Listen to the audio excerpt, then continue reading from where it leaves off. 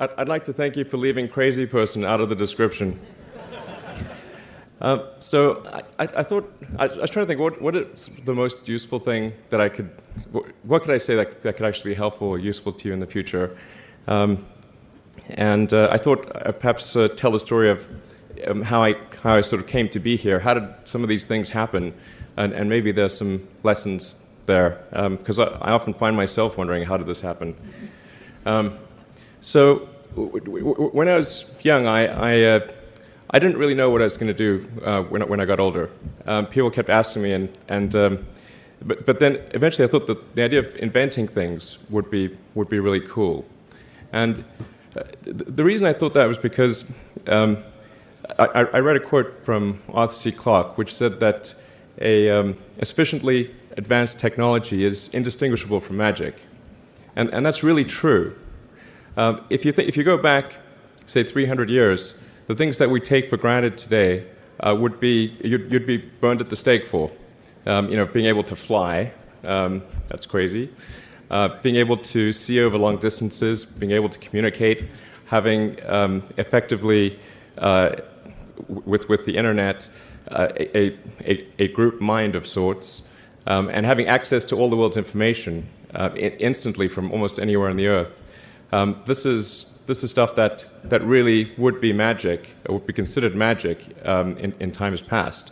In fact, I think it actually goes beyond that, because there are many things that we take for granted today that weren't even imagined in times past. They weren't even in the realm of magic. So it actually goes beyond that. So I thought, well, if I can do some of those things, basically if I can advance technology, then that's like magic, and that would be really cool. And I also had sort of a slight existential crisis, because I was trying to figure out what does it all mean? Like, what's the purpose of things? And I came to the conclusion that if we can advance the knowledge of the world, if we can do things that expand the scope and scale of consciousness, then we're better able to ask the right questions and become more enlightened, and that's really the only way forward. So I studied physics and business, because I figured in order to do a lot of these things, you need to know how the universe works, and you need to know how the economy works. And you also need to be able to bring a lot of people together to work with you to create something, because it's very difficult to do something as an individual if it's a significant technology. So I originally came out to California to try to figure out how to improve the energy density of electric vehicles, basically to try to figure out if there was an advanced capacitor that could serve as an alternative to batteries. And that was in '95, and that's also when the internet started to happen. And I thought, well, I can either pursue this technology where success may not be one of the possible outcomes, which is always tricky, or participate in the internet and be part of it. So I decided to drop out. Now, obviously, fortunately, we're past graduation, so I can't be accused of recommending that to you. So did some internet stuff. Did a few things here and there. One of which was PayPal. And I think maybe it's helpful to say one of the things that was important there in the creation of PayPal was kind of how it started, because initially, the initial thought with PayPal was to create an agglomeration of financial services, so to have one place where all of your financial services needs would be seamlessly integrated and work smoothly. And then we had like a little feature which was to do email payments. And whenever we'd show the system off to someone, we'd show the hard part, which was the agglomeration of financial services, which was quite difficult to put together. Nobody was interested. Then we'd show people email payments, which was actually quite easy, and everybody was interested. So this is, I think it's important to take feedback from your environment. You want to be as closed loop as possible. And so we focused on email payments and really try to make that work, and that's what really got things to take off. But if we hadn't responded to what people said, then we probably would not have been successful.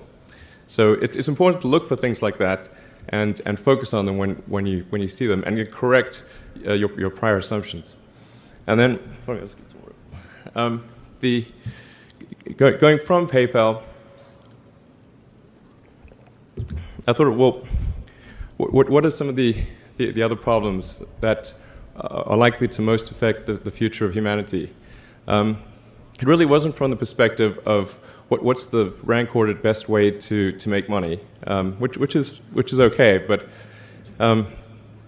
it was really what I think is going to most affect the future of humanity. So I think the biggest terrestrial problem we've got is sustainable energy, but the production and consumption of energy in a sustainable manner. If we don't solve that this century, we're in deep trouble. And then the other one being the extension of life beyond Earth to make life multiplanetary. So that's the basis for the latter is the basis for SpaceX, and the former is the basis for Tesla and Solar City. And when I started SpaceX, initially I thought that, well, there's no way one could possibly start a rocket company. I wasn't that crazy. But then I thought, well, what is a way to increase NASA's budget? That was actually my initial goal.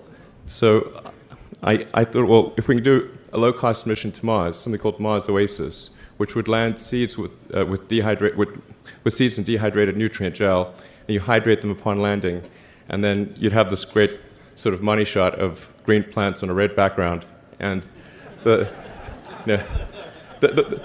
public tends to respond to precedents and superlatives, and this would be the first life on Mars, the furthest that life's ever traveled, as far as we know.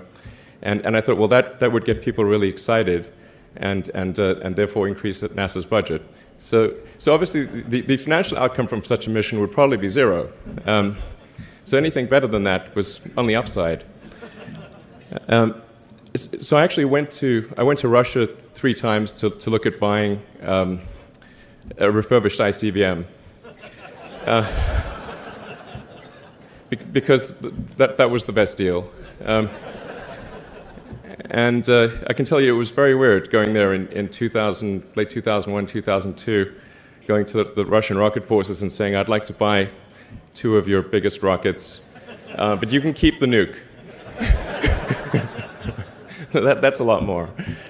And that was 10 years ago, I guess, so they thought I was crazy, but I did have money, so that was okay. And after making several trips to Russia, I came to the conclusion that actually my initial impression was wrong about because my initial thought was, well, that there's not enough will to explore and expand beyond Earth and have a Mars base and that kind of thing. But I came to the conclusion that was wrong. In fact, there's plenty of will, particularly in the United States, because the United States is a nation of explorers, of people who came here from other parts of the world. I think the United States is really a distillation of the spirit of human exploration. So, but if people think it's impossible, then, or it's going to completely break the federal budget, then they're not going to do it. So after my 3rd trip, I said, okay, well, what we really need to do here is try to solve the space transport problem, and started SpaceX. This was against the advice of pretty much everyone I talked to. One friend made me sit down and watch a bunch of videos of rockets blowing up. Let me tell you, he wasn't far wrong. It was tough going there in the beginning because I'd never built anything physical. I mean, I'd built like little model rockets as a kid and that kind of thing, but I'd never had a company that built anything physical. So I had to kind of figure out how to do all these things and bring together the right team of people, and and so we did all that and then failed 3 times. It was tough going. Because the thing about a rocket is that the passing grade is 100%. You don't get to actually test the rocket in the real environment that it's going to be in. So I think the best analogy for rocket engineering is like if you want to create a really complicated bit of software, you can't run the software as an integrated whole, and you can't run it on the computer it's intended to run on. But the first time you put it all together and run it on that computer, it must run with no bugs. That's basically the essence of it. So we missed the mark there. The first launch, I was picking up bits of rocket near the launch site. It was a bit sad. But we learned with each successive flight, and were able to, eventually with the 4th flight in 2008, reach orbit. And that was also with the last bit of money that we had. So thank goodness that happened. I think the saying is 4th time's the charm. So we got the Falcon 1 to orbit, and then began to scale that up to the Falcon 9, which is about an order of magnitude more thrust. It's around 1 million pounds of thrust. And we managed to get that to orbit, and then developed a Dragon spacecraft, which recently was able to dock and return to Earth from the space station. That was...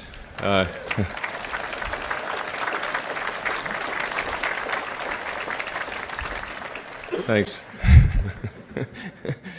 That was a white-knuckled event. Yeah, it's a huge relief. Still can't quite believe it actually happened.